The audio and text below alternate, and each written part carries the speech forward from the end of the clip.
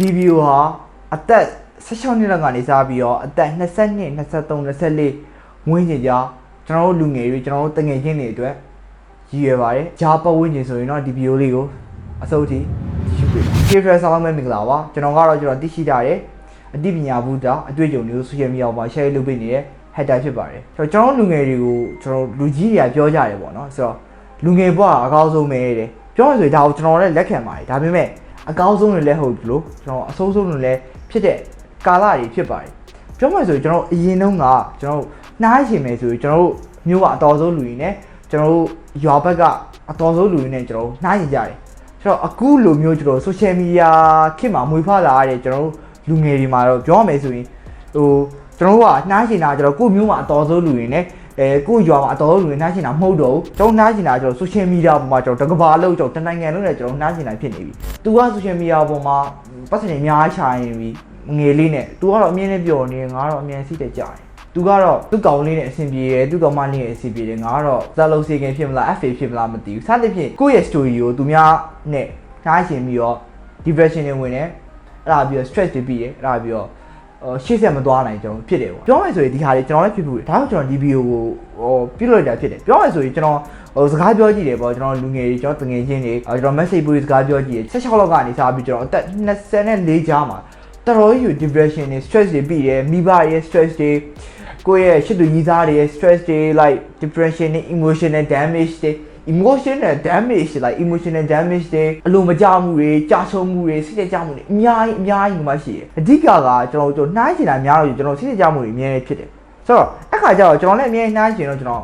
်ဒီနှိုင်းချင်တာဘယ်လိုဖြောက်မလဲပေါ့နော်ဆိုတော့ကျွန်တော် YouTube ကြည့်ကြည့်စာအုပ်တွေဖတ်ကြည့်အဲ့ဒါမှကျွန်တော်နီးလန်းတစ်ခုသွားတွေ့အဲ့ဒါကဘာလဲဆိုကျွန်တော်အသုံးဝင်နေဗျအဲ့ဒါဘာလဲဆိုရင်ပြောရဆိုရင်ကိုယ့်ရဲ့ကျွန်တော် story နဲ့ဒီမဲ့ story နဲ့မတူနိုင်ဘူးကြာအခုကြည့်နေတဲ့တငယ်ချင်း story နဲ့ကျွန်တော် story နဲ့မတူနိုင်ဘူးပြောမယ်ဆိုရင်ကျွန်တော်ကမွေးဖွားတဲ့ background နဲ့တငယ်ချင်းမွေးဖွားတဲ့ background နဲ့မတူနေနိုင်ဘူးမတူနေတဲ့အခါကျတော့အရှိန်တွေဖြစ်သွားနိုင်ရင်ဘယ်လိုဖြစ်လဲဆိုတော့ကျွန်တော်ရန်ကုန်မှာမွေးတာမဟုတ်နေဘူးကျွန်တော်ရန်ကုန်မှာမွေးတဲ့လူတွေကျွန်တော် international school မှာကျောင်းထားတဲ့လူတွေအင်္ဂလိပ်စာပိုကောင်းတယ်ကျွန်တော်တို့လိုမျိုးနယ်မြို့မှာမွေးတဲ့ private school မရှိ international school ဆိုကျွန်တော်ဝေးတာဝေးအဲ့လိုနေရာမှာမွေးတဲ့လူတွေတော့ကတော့အင်္ဂလိပ်စာဆိုတော့တော်တော်ကြီးဟိုမှာ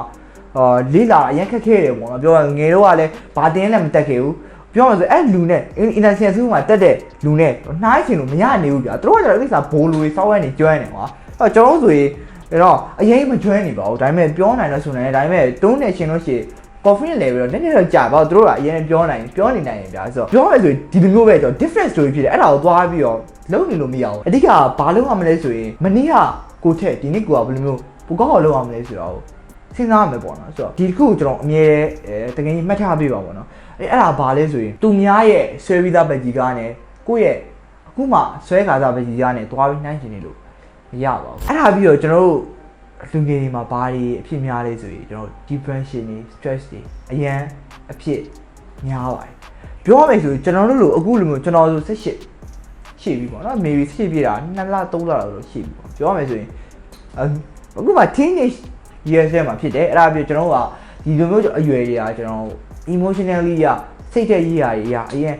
ထိလွယ်ကျွန်တော်ရှာလွယ်တဲ့အရွယ်တွေဖြစ်တယ်ပြောရရင်ဆိုကျွန်တော်ရီးသားတွေကြောက်လည်းဖြစ်နိုင်တယ်မိဘတွေကြောက်လည်းဖြစ်နိုင်တယ်ကြောက်စာတွေကြောက်လည်းဖြစ်နိုင်တယ်ဆိုတော့အဖက်ကကျွန်တော်ဖြစ်နေနိုင်တယ်ဗျာဆိုတော့ဒီခါလေးမှာ stress တွေရမ်းပြီးရကျွန်တော် deadline တွေမပြီး deadline assignment တွေမပြီးတော့ stress တွေဖြစ်တယ်အားပြီးတော့အရှိကိစ္စတွေမှာ stress တွေပြီးတယ် damage တွေဖြစ်တယ်ကြေကွဲလူငယ်တွေဖြစ်နေတယ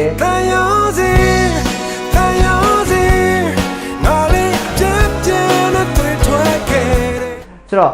ထိလွယ်ရှာလွယ်ကွာပြောပဲဆိုရင်ဒီလိုအရွယ်တွေမှာဆိုတော့ကျွန်တော်ဆိုလည်းအမြဲစိတ်ကြီးတက်ကြွနေတဲ့လူတော့မဟုတ်ဘူးကျွန်တော် like motivation ပေးတယ်ကျွန်တော် motivation ပေးနေရတော့မဟုတ်ပါဘူးပြောရမယ်ဆိုရင် like ကျွန်တော်သိထားတဲ့အရာတွေကို share လုပ်ပေးနေတာပဲရှိတာဗျာဆိုတော့ like စိတ်ကြမှုတွေက okay တယ်ဗျာပြောရမယ်ဆို okay တယ်ဒီခါအဓိကဒီခါတွေအတွက်တလို့ကြီးကွာဒီစိတ်ကြမှုတွေဒီလိုကြားချုံမှုတွေနဲ့ပြောရမယ်ဆိုရင်တလို့ကြီးကျွန်တော်တဲဆောင်သွားနေလို့မရဘူးပေါ့နော်ပြောရရင်ဆိုဒီကြားချုံနေဆိုရင်ကျွန်တော်မလုပ်လို့လည်းမရဘူးပေါ့အဓိကကျွန်တော်ဆိုလည်းကြားချုံတာအများကြီးရှိအောင်ပြောမယ်ဆို10ခုမှ10ခုလောက်ကြားချုံနေတာပြောပြတာကြားချုံတဲ့ဟာတော့မပြောတော့ဘူးဗျာဘာလို့လဲဆိုတော့ချက်စရာကြီး right ဆိုတော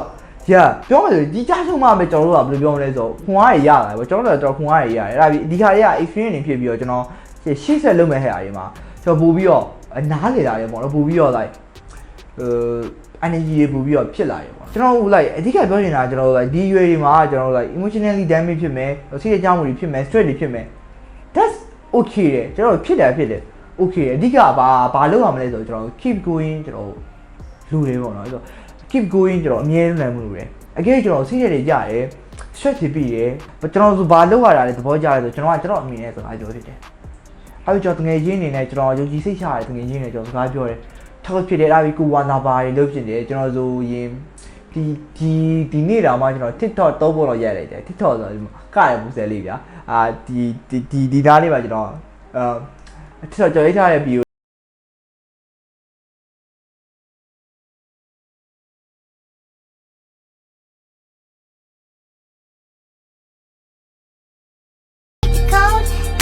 အဲ့ဒါပြီးကျွန်တော် like ဘာလို့ရသေးလဲဆိုရင်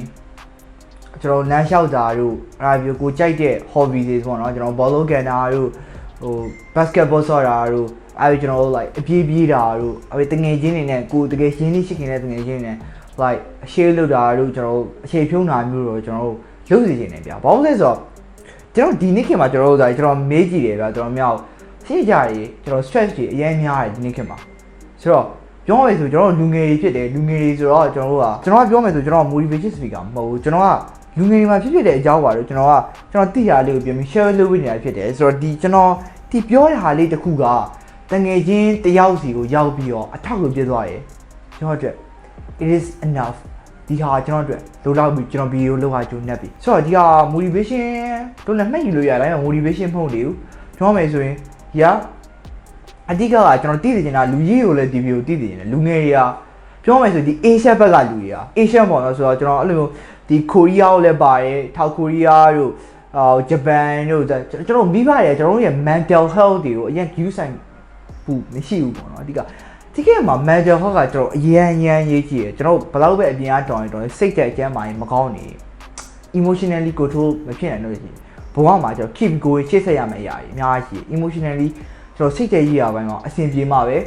ကျွန်တော်ပိုပြီးရှေ့ဆက်လို့ရမယ်ဆိုတော့ပြောဆိုရင်စိတ်သက်အစရာပူကောင်းမှုတော့ကတော့အဲ့လိုမျိုးကျွန်တော်ခုနကပြောခဲ့တဲ့ဟာတွေဘောလုံးကန်တာတို့ဘာလို့လုပ်လို့ရရတာပြီးကျွန်တော်တခုမှန်းရှင်းမမိတာကတခုလုပ်လို့ရတာပေါ့နော်စိတ်သက်လို stress တွေပြီးတယ်အဲ့လိုဟာမျိုးတွေစိတ်တွေကြားရချင်မှလုပ်လို့ရတာဘာသာတရားပေါ့နော်ဘာသာတရားကိုမေ့ပါနဲ့ဆိုတော့ဘယ်ဘာသာဝင်ဖြစ်ပေါ့နော်ဆိုတော့ဘယ်ဘာသာဝင်ဖြစ်ဆိုတော့ကိုယ့်ရဲ့ဘာသာတရားလေးကိုလုပ်ပြီးတော့ပေါ့နော်အမြဲတမ်း keep going ဖြစ်အောင်လုပ်ပါ